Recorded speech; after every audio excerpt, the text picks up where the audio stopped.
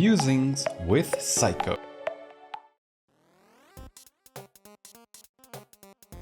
In anticipation of the recently released Super Mario Galaxy movie, I decided to rewatch the first animated film to sort of set the stage for the sequel. I'm pretty sure you don't need to watch one to understand the other, but I thought it would be fun nonetheless.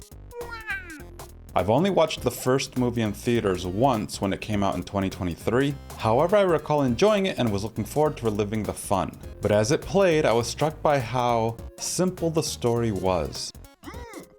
I mean, I know it didn't have the most complex of plots, but each story beat followed after the other with barely any breathing room for character development. It reminded me of a talk about story structure that Trey Parker and Matt Stone gave to some students at an art college. We can take these beats, which are basically the beats of your outline, and if the words "and then" belong between those beats, you're f***ed. And the Super Mario Bros. Movie is all and then, and then, and then. It made me think of a child telling a story. And then Mario fell into a pipe, and then he ran into Toad, and then he met the princess, and then she trained him, and then he fought Donkey Kong. Now, I haven't yet watched the Super Mario Galaxy movie, but reviews from critics aren't too kind. The critics are ripping it apart, but the audience reviews are significantly better. However, lots of them only seem to be excited to see their beloved characters back on the big screen, and others simply say it's great for kids. In fact, even GameSpot titled their official review of the movie with "The Super Mario Galaxy Movie as reviewed by a 4-year-old." When the only people saying it's good do so under the guise of "my kids liked it," it's not giving me too much hope for the film. The big defense I keep hearing about the Super Mario Galaxy movie is that it's just a kid's movie, and therefore we shouldn't hold it to the same standard as other movies because its audience are just 4-year-olds. But is that a good argument?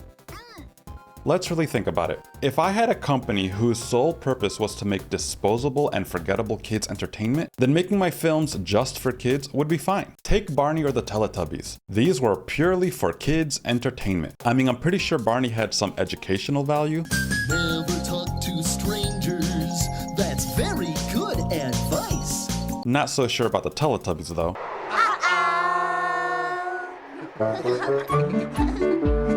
But in their heyday, they were quite successful and lots of kids watched both. But how many adults who grew up with Barney and Friends or the Teletubbies as their childhood entertainment still think of those characters today? How many go back and rewatch old episodes or rewatch the Barney movie just to relive the good times? I'm willing to bet not many, at least not unironically. Why? Because they weren't good.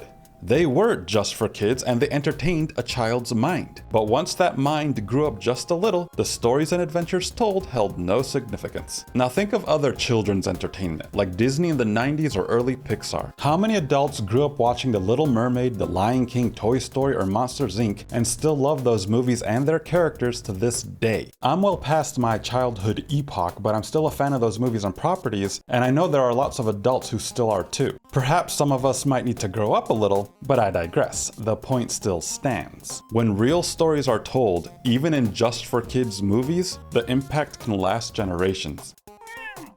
In fact, I'm pretty sure the longevity of those classics, which come from just a handful of movies, is much stronger and spread across a larger fan base of children and adults than the Purple Dinosaur or the Teletubbies ever did. So the question is, which category of movie do you think Nintendo should aim for? Should they be trying to make just for kids movies that are only entertaining to kids and forgotten as soon as they grow up even a little, or even when they step out of the movie theater? Or should they try and make classic films like Aladdin that are entertaining to both kids and their parents and capture their imagination for many years to come? It seems to me if Nintendo wants to bring their characters to a new generation of kids, they should aim to be more like Pixar and less like PBS. But let's look at this "it's just for kids" defense from a different angle. Nintendo made its bona fides off of games that were literally made for kids. From the original Super Mario Bros. To Mario 64 and Mario Odyssey, to A Link to the Past and the Breath of the Wild. All of Nintendo's first-party games have always been made for kids. Yet each one is essentially a masterclass in game design and gameplay for their respective genre. When the original Super Mario Bros. Came out, there was no better 2D platformer around on any console or PC. Mario 64 revolutionized 3D platformers and set a gameplay standard that some 3D platformers even today don't reach. Nintendo games are and have always been just for kids, yet their gameplay and game design, the key ingredients to a great game, are still amongst the best in the industry. And when it comes to movies, the key ingredient for a great film is the story. So Nintendo should not be happy with telling subpar stories just because it's for kids. They don't create subpar games for kids, so they shouldn't settle for subpar movies. If their goal is to conquer films as they've conquered gaming, they'll need to aim higher. The Super Mario Galaxy movie is doing quite well at the box office. I don't think it's going to reach the heights of the first movie, but it looks on track to cross the $1 billion mark, so I'm sure Nintendo is happy. However, I'm not so sure this quality of storytelling, or lack thereof, is going to work for the Zelda movie. Mario exists in a fantastical world that's rich with visual imagery that's ripe for visual stunnery on the big screen. From the Mushroom Kingdom to Bowser's Keep to Donkey Kong's Country and kart racing. There are so many wonderful elements to bring to life, it's easy to be visually entertaining even with an and this and then that story. But Zelda? Zelda's world, while still whimsical, is closer to the Lord of the Rings style of fantasy than the Mushroom Kingdom.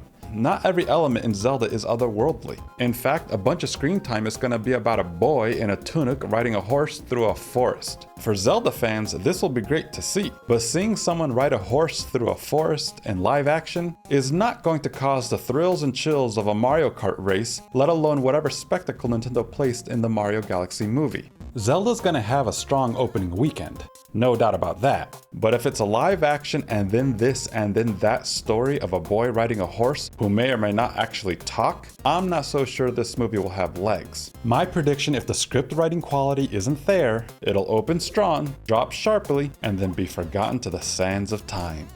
Oh wait, wrong series. For Nintendo's sake and for the sake of the fans, I hope they hired some real writers to write a story with more complexity and depth than either of the Mario movies. Since Zelda is already deep into production and its fate is mostly sealed, I'm going to give Nintendo some advice on how they can solidify their film producing goals for their next animated feature. I don't think a third Mario movie should be the next animated release. Despite the money Super Mario Galaxy is making, I think the harsh and probably accurate critical reviews is the canary in a coal mine. If they go for a third Mario movie with another weak script, I think the Mario movie bubble will pop.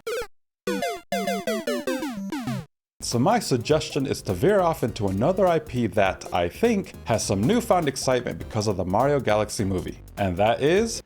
Wait for it. Star Fox.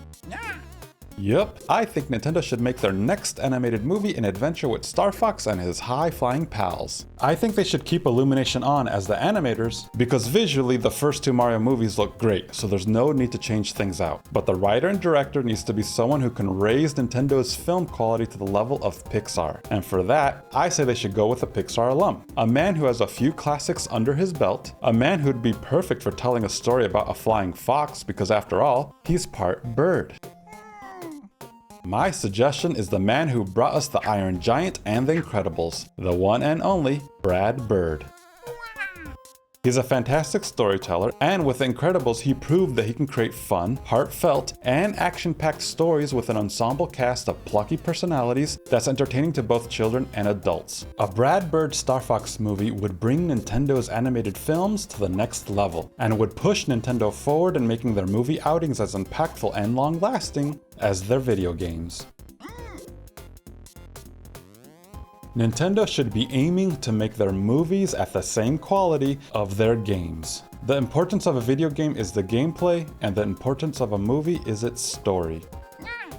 If Super Mario Bros., the original 8-bit Nintendo game, had gameplay on par with the storytelling of either Mario movie, Nintendo as a video game company would not be around today. They would have gone the way of the dodo like Atari did with subpar games like E.T. The financial success of both Mario films is largely due because of the quality of the games they're based on, but that goodwill is not going to last forever. Nintendo would be wise to hear the critical feedback and improve their scripts so that their films match the quality of their games. If they can achieve that, they'll have the rare honor of dominating two pillars of the entertainment industry, gaming and movies. And if they do that, there's no doubt in my mind, Nintendo will be around for another century.